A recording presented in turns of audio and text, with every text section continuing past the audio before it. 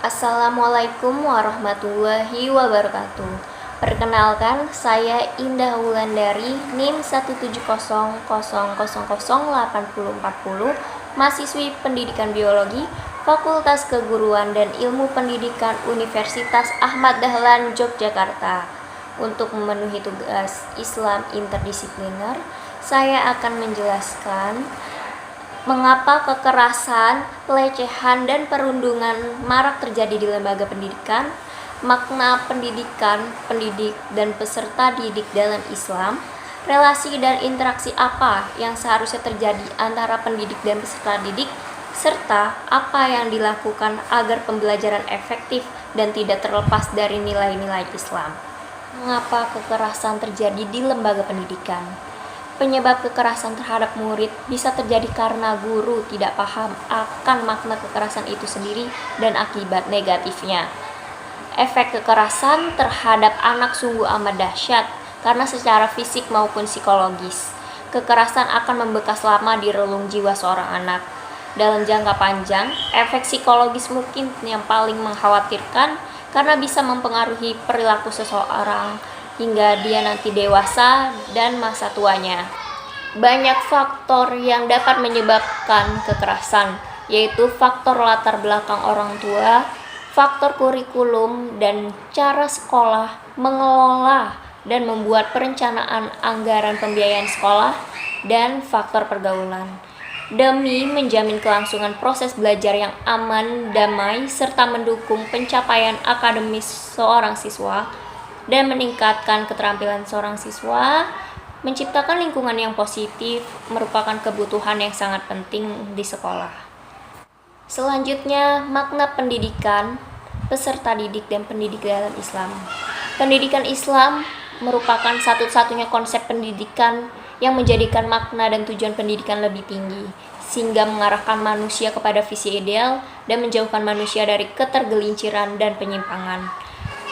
Pendidik dalam Islam adalah orang yang mempunyai tanggung jawab dan mempengaruhi jiwa serta rohani seseorang, yakni dari segi pertumbuhan jasmaniah, pengetahuan, keterampilan, serta aspek spiritual dalam upaya perkembangan seluruh potensi yang dimiliki oleh seseorang tersebut sesuai dengan prinsip dan nilai ajaran Islam sehingga menjadi insan yang berakhlakul karimah. Peserta didik adalah individu yang memiliki potensi untuk berkembang dan mereka berusaha mengembangkan potensinya itu melalui proses pendidikan pada jalur dan jenis pendidikan tertentu. Relasi dan interaksi apa yang seharusnya terjadi antara pendidik dan peserta didik?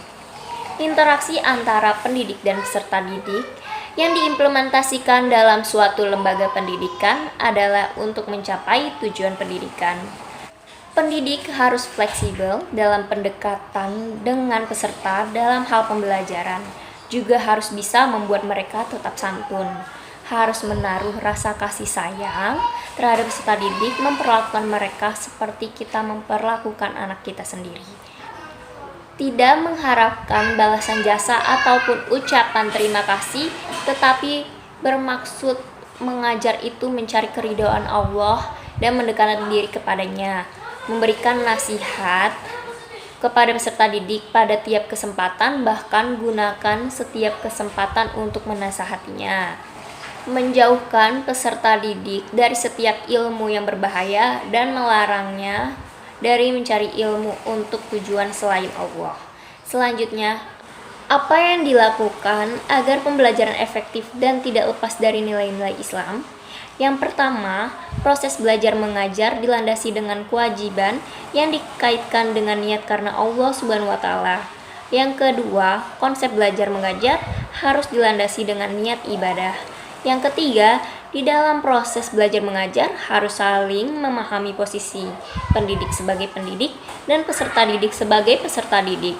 Selanjutnya, harus menciptakan komunikasi yang seimbang, komunikasi yang jernih, dan komunikasi yang transparan.